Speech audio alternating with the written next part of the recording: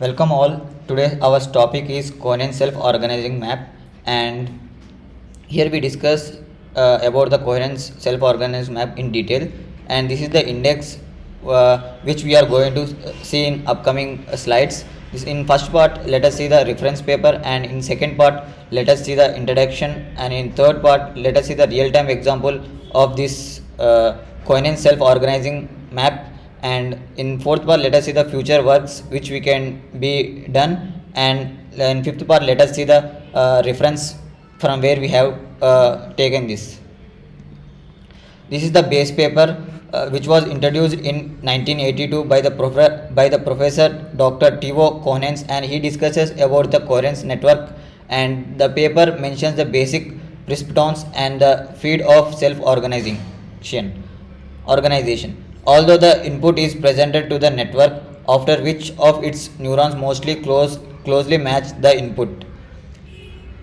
Like SVM support vector machine, these networks are not always considered to be the real neural network. And let us see the introduction of this paper. The coherent self-organizing map belongs to the class of competitive learning algorithm, and it is also a uh, unsupervised machine learning. In unsupervised machine learning, we have only training, only we have input, but we don't have any output. And the competitive learning algorithms are broader class that the coherent self-organizing map used for the clustering, compensation, and the visualization. Coherent self-organizing map is a special case that is designed for visualization. And here let us talk about the competitive learning. And the neurons complete for the right to respond a subset of input data. The activation of an output neuron is with increase greater similarity but between the weight vector of the neurons and the input. Weight vectors are and the input have same dimensionality, and a common approach to the Euclidean distance between the input and the weight vector is ordered to compute the activation. The output unit has the highest activation, like small distance to a given input is declared with the winner and the moved closer to the input. Let us see the notations which we will see in upcoming formula that which we have used. Let x be the input vector in the d dimension, and wi be the weight vector associated with the ith neuron in the same number of dimensions, and number of neurons m is typically much lesser than the size of the data set n. Intuitively, consider the neurons like k-mean centroids. Moving a neuron closer to the input is similar to the how prototypes are always moved close to the relative clusters in algorithms like k-mean.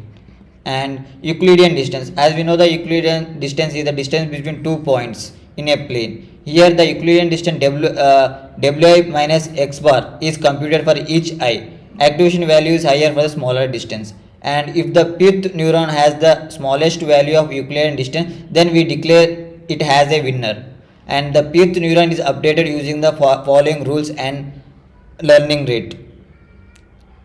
Here the WP equals to WP plus alpha x bar minus P WP. This is the updating formula which we use for updating the neuron. And here is the training process.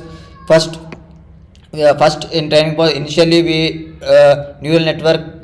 First here we initialize the neural network like W1, W2, W2 has we seen in the figure, and randomly select the input. As here we have selected the input that is indicating in the red box, and the selecting the winning neurons using Euclidean distance. As we can see, we calculated for three different for the three different sets, and here we get the smallest is 15.2 as we indicated with yellow. This is the winning neuron, and now updating the neuron weights and going back to the step 2 until done training and updating the weight formula. This is the weight formula which we can update, and the lateral distance between the neuron is done by this formula SJI, where it is equal to W j minus wi. This is a formula we use for the lateral distance between two neurons, and here the real time examples. The KMOS networks as used to in order to tackle the threat stabilization problems. Uh, Due to highly dynamic change in the environment, it becomes more and more difficult to assign stable threat value to an entity. The present work aims at stabilizing the threat value assigned to a moving entity having a maneuvering behavior.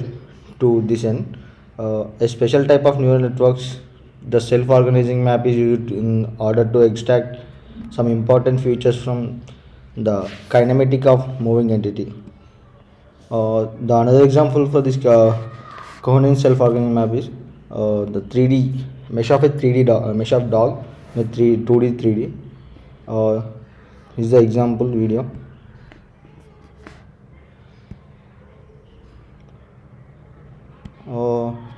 Here, this is the point to cloud resembling a dog. The point order is random. The task we need to do is to generate two-dimensional topological information that orders this set of three-dimensional input data. We need to turn this points cloud into a mesh using two tubular and three open self-organizing maps mirrored at the XZ plane, effectively generating 10 patches.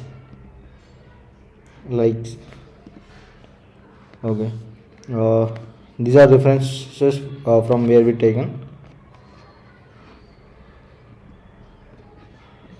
Thank you.